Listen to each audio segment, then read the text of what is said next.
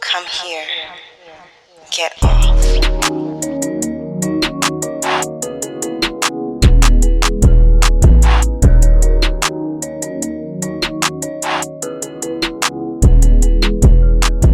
Hey y'all, welcome to this week's episode of The Turn On. Today we are going to give you what? Mailbag. Just a tip. Oh, that too. Just a tip. A quickie. A quickie. So today, mailbag questions. We got some really interesting questions this time, so I hear. So, Killa, take it away. Okay, so our first question reads, I'm 25 and living in a small but major city. I got out of a long time entanglement when COVID hit and just have been trying to get back into dating. I'm somewhere in between dating with purpose and just fucking because men are trash. I was talking to this one man, but we stopped because he was inconsistent, so I broke it off.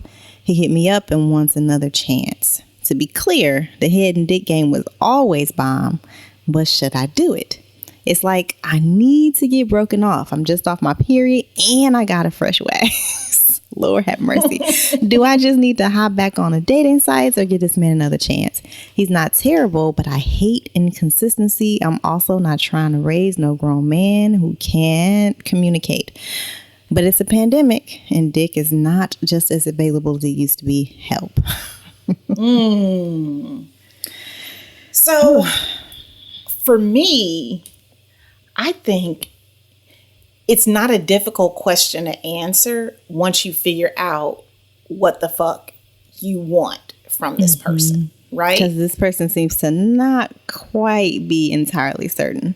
Yeah. So, like, if you're like, hey, I want some dick and that's all I want, then yeah, give him a chance because it's a panty. Ain't nobody trying to, it's hard finding someone new, right?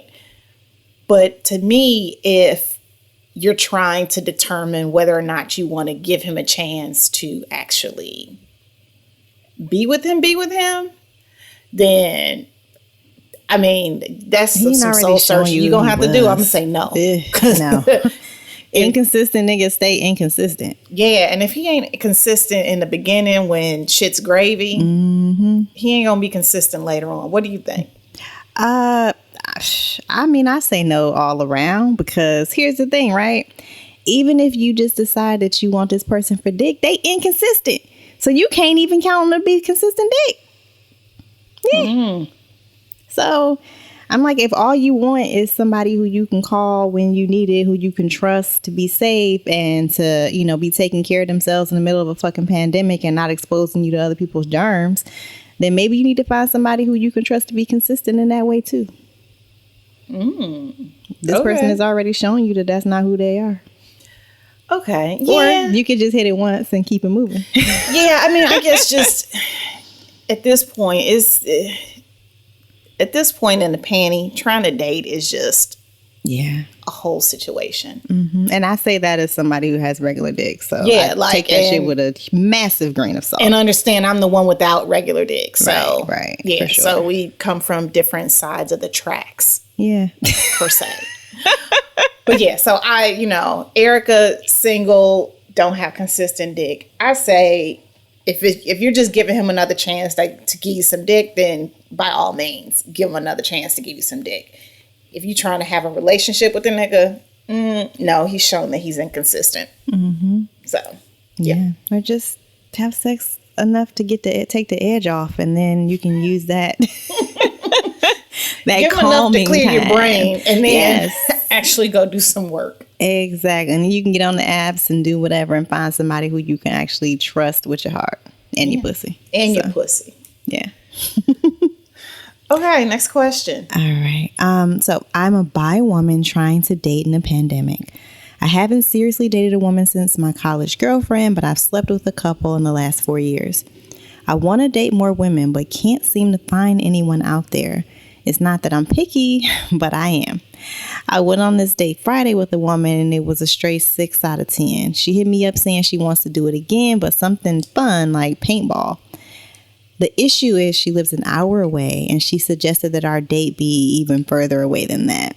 I know there's not many women out here today, but an hour just seems excessive for a date, especially when I don't really see it getting serious. It's just, I feel like it could be just on and off fucking.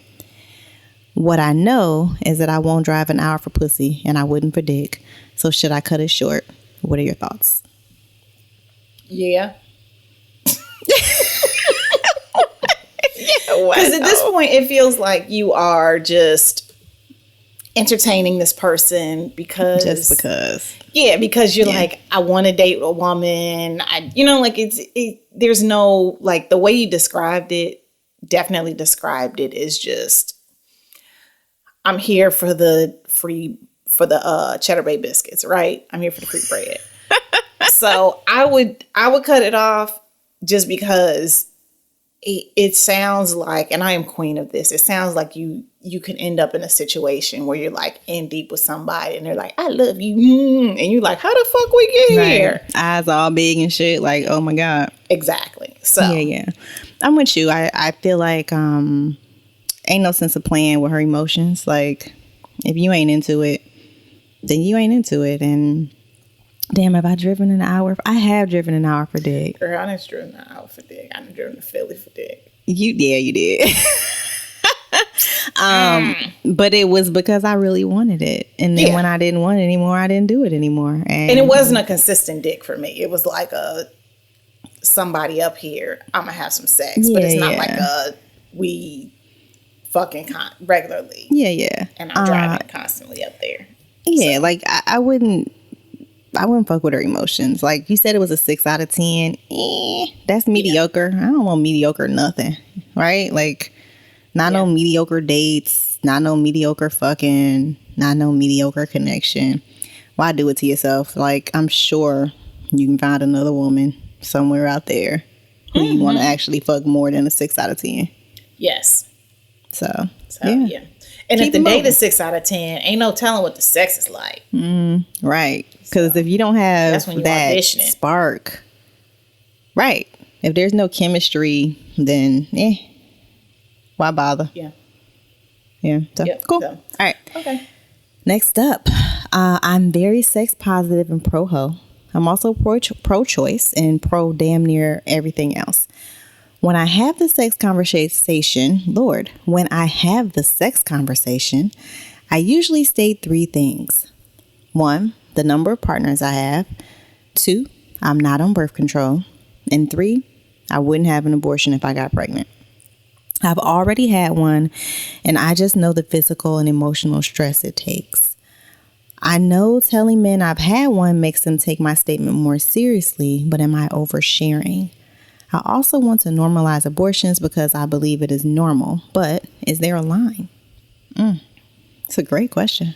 Girl, I was about to say, you sharing too much by telling them the number of partners you've had. I don't know.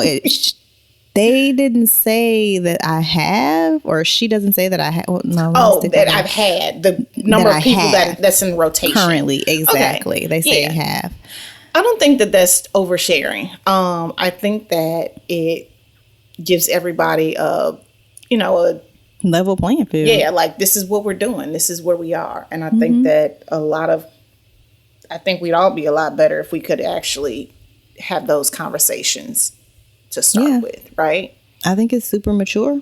And obviously it also kind of puts not your politics, but like what's important to you right up front. And the way that they respond will also tell you a lot about who they are and whether or not that's somebody that you want to further engage with. And it's interesting because there is a such thing as giving too much information. Once I started learning about boundaries and relationships, I learned that there can be people who have no boundaries.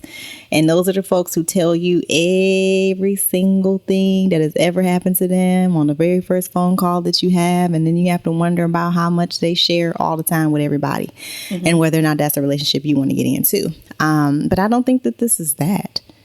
I think that this is being really clear about what's important to you and then hopefully they are also giving you their take, and it opens up great conversations too, about where their head is at. So no, I don't think it's oversharing at all. Yeah, I don't think it is. I actually think it's a really good practice. Yeah, so share on. Share on. person, share on. Yeah. All right. Here's our fourth and final letter from the mailbag. This shit sound messy. All right. I'm really not over my ex nigga. No lie. He was sleeping with me while he had a pregnant wife, which was a shock to me and got me pregnant. I was 24 and he was 33, so I knew I didn't want to stay pregnant, and apparently neither did his wife. Fast forward a couple months and boom, I find out he has 2 kids already, 9 and 10. Like, nigga, I teach that age group. What the fuck? I know hanging out and talking is just a bad idea because I honestly don't know how you can betray someone and deceive them like that. But what do I do? And how do I get over it? I already have a therapist, word to therapy, and she says it just takes time, but it's been like 6 months. So there's 2 questions here. What do I do? And how do I get over it? Well, okay. So first of all, what do? You leave that nigga alone. This is ground. I block niggas for, I don't know, saying that they alpha males. He had a cat. Yeah, like, like that's, you don't need a reason to block a nigga, but this nigga has given you all of the reasons to block them. Mm-hmm. So, first, I think what you do is you cut off contact. This is a person who has told you that they don't have a problem lying to you about fucking life. Like kids. Like how you missing a whole, person? 2. Yeah. Whole ass people that already, like, they came out your balls that, like, nah. Nah. This person does not deserve to be in your life and to have another chance to lie to you.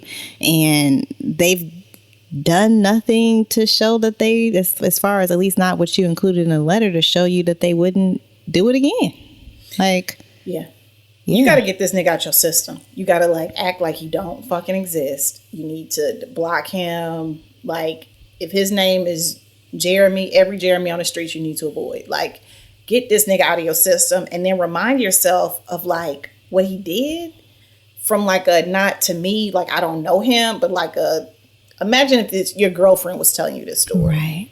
You'd be like, girl, you might know him. The dick might be good, but the shit ain't right. So just remind yourself that you deserve more, and that if you lying about this shit, what else would you be willing to lie about? Right. Your therapist is right. It does just take time. Niggas be wilding. And honestly, a lot of times the best way that you can get perspective and distance is to give yourself space and time to get there. It's interesting. I still have moments where, the other day, I was in the bathroom, I don't clean the tub or some shit, and had a flashback to some ignorant shit that I let a nigga say to me. And then I had to stop myself and say, hey, you didn't let him say that to you. That is something that he chose to say. Now, your reaction was what it was, but you wouldn't go back there. And reminding myself that, yeah, this was fucked up and this was years ago. And that shit popped back up on me, which is why I say, yes, it takes time. But giving yourself that space to it's like meditation. When they say when the thoughts come at you, just let them go on by. When you have thoughts of this nigga, just let them go on by. Go. Don't pick up your phone. Don't go on their IG and look at no photos. Don't send a text. Just let them shits flow by and recognize that they don't mean that you want to be with him or that you need to be with him. But the thoughts just sometimes pop up, and that's okay. But you don't have to act on them except for to keep that nigga out of your space. Yep. Yeah. That's a really good, that's a good way to put it, girlfriend. Yeah, let them just go. Mm-hmm. Yeah. Well, that's it for this week's mailbag episode. So, this is Erica and Killa. Two hoes. Making it clap. I don't even try anymore. Yeah, I went too fast. This episode was produced by us, Kenrya and Erica, and edited by Ballistic. The theme music is from Brazy. Now you can support the Turn On and Get Off. Subscribe to the show on your favorite podcast app, then drop us a 5-star review, and you'll be entered to win something that's turning us on. Just post your review and email us a screenshot at theturnonpodcast@gmail.com to enter. Our Patreon page is also live. Become a supporter today and you'll gain access to lots of goodies, including the Turn On Book Club and 2-for-1 raffle entries. And don't forget to send us your book recommendations and your sex and related questions. And follow us on Twitter at The Turn On Pod and Instagram at The Turn On Podcast. You can find links to books, merch, transcripts, guest info, and other fun stuff at theturnonpodcast.com. Thanks so much for listening, and we will see you soon. Bye.